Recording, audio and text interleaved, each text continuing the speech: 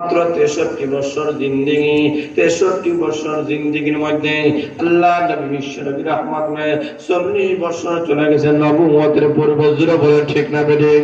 আরো 13 বছর চলে গেল মক্কাতুল মুকাররমার মধ্যে, মদিনার মধ্যে যখন আল্লাহর রাসূল গেলেন, তখন মাত্র 10টা বছর মদিনার মধ্যে অবস্থান করেছেন।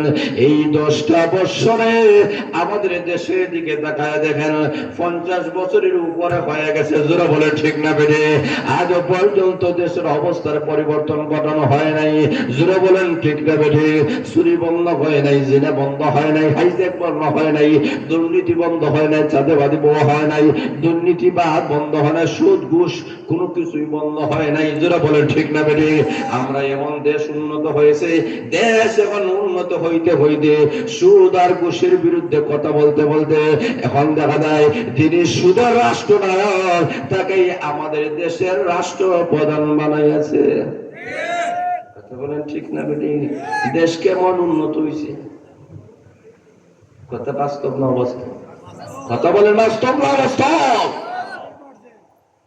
দেশ কেমন উন্নত হয়েছে?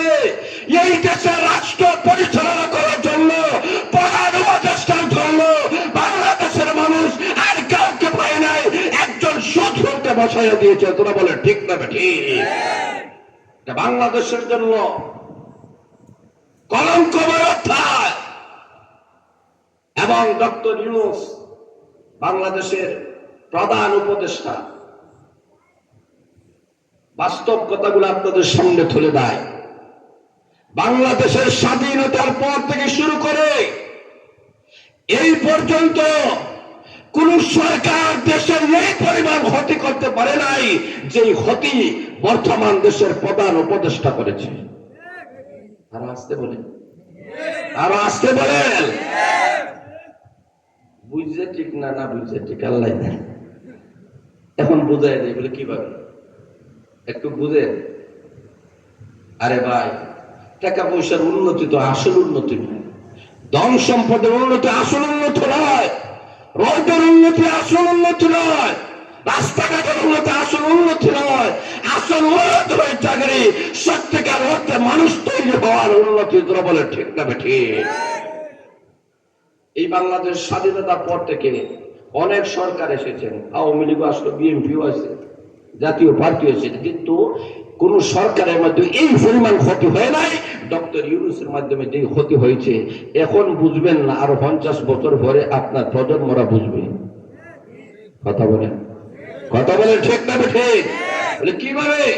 বলে তার বাস্তবতা হলো এমন, বাংলাদেশে আওয়ামী লীগ সরকার গিয়েছে, কিন্তু এরা কখনো সেই আমেরিকার জাতিসংঘের আঞ্চলিক কোন অফিস বাংলাদেশে বসতে দেয় নাই, বিএনপির বসতে দেয় নাই, জাতীয় পার্টি বসতে দেয় নাই।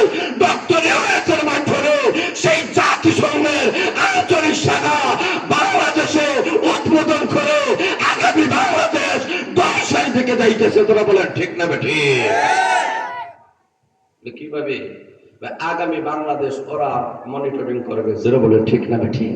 বাংলাদেশ আপনার আমার কথা আগামীতে চলবে না, যেহেতু আঞ্চলিক শাখা আমেরিকার গঠন হয়ে গেছে। এর মানে আগামী বাংলাদেশটাই ওদের মাধ্যমে চলবে। জোরে বলে ঠিক না বেঠিক? ওরা যেইভাবে কইবে ওইভাবেই চলবে। ওরা চাইবে ট্রান্সজেন্ডার বাংলাদেশে বাস্তবায়ন করতে, বাস্তবায়ন করবে। জোরে বলে ঠিক না বেঠিক? ওরা চাইবে নাস্তিত্ববাদী শিক্ষা বাংলাদেশে তৈরি হোক, এটা বাংলাদেশে তারাই বাস্তবায়ন করবে। জোরে বলে ঠিক না বেঠিক? খাওয়া লক্ষ্য করে দেখেন, আমাদের প্রজন্মগুলোকে যদি নষ্ট করতে হয় তাহলে কিভাবে নষ্ট করবে? শিক্ষা ব্যবস্থা ধ্বংস করানো হয় তাহলে ততক্ষণ পর্যন্ত একটা জাতি ধ্বংস করার মেন বিষয় হচ্ছে এটা শিক্ষা ব্যবস্থা। শিক্ষা ব্যবস্থা ধ্বংস করা হয়, এই জাতি অটোমেটিক ধ্বংস হয়ে যায়। আমাদের শিক্ষা ব্যবস্থার মধ্যে আমাদের স্কুল কলেজ বার্ষিক কোমলমতি যুবকদেরকে ট্রান্সজেন্ডার শিক্ষা দেওয়া হচ্ছে। তোরা বলে ঠিক না বেঠিক? তাদের মাথা দুলাই করা হচ্ছে। কিভাবে? সারাদিন ছেড়ে একটা ছেলে সারাদিন ঘুরে ফাঁকাই আইছে, রাত্রে ঘরে আসার পরে সে মনে মনে ভাবতেছে আমি মনে হয় মেয়ে হয়ে গেছি। এখন সে মেয়ে হয়ে গেছে। নাউজুবিল্লাহ। আরো জোরে বলেন।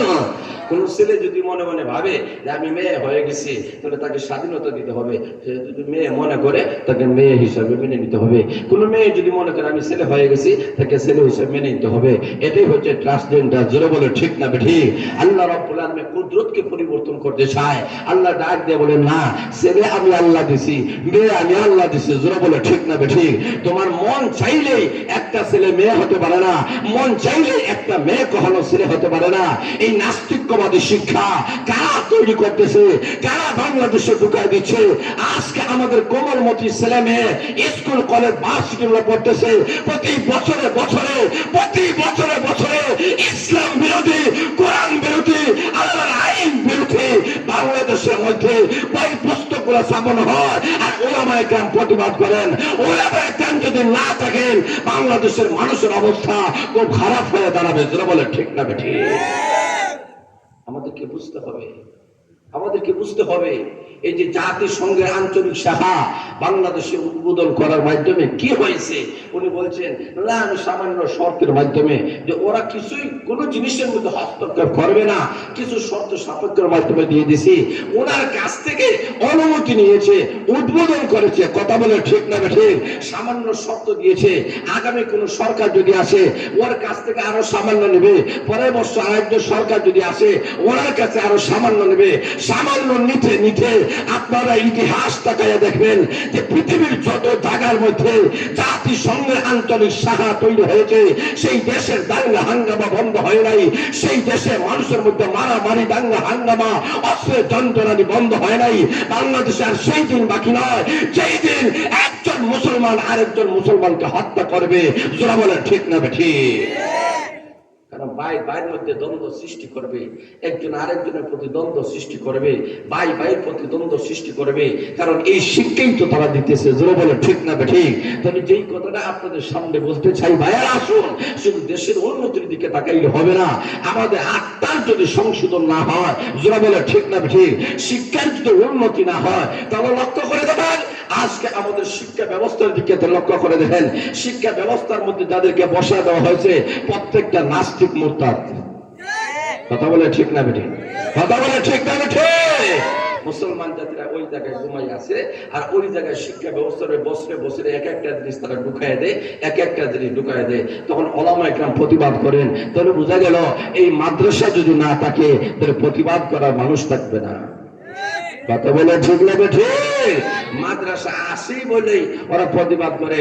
ওরা যখন শিক্ষা দিতেছে যে মানুষ থেকে হয় নাই, মানুষ বানর থেকে হয়েছে, ডারউইন যে মতবাদ দিয়েছিল ওটা ওরা পড়াইতেছে, ওরা শিক্ষা দিতেছে যে মানুষ থেকে তৈরি হয় নাই, মানুষ বানর থেকে তৈরি হয়েছে।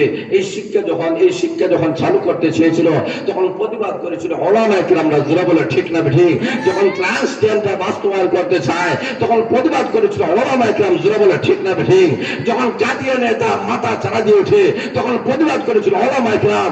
যখন ইসকন জাতিরা, সন্ত্রাসী জাতিরা যখন ওলামায়ে কেরামে হামলা করে, প্রতিবাদ করেছিল ওলামায়ে কেরাম। তবে বোঝা গেল এই যে প্রতিষ্ঠানগুলো যতদিন জিন্দা থাকবে, তোদের ইসলাম কোরআন জিন্দা থাকবে।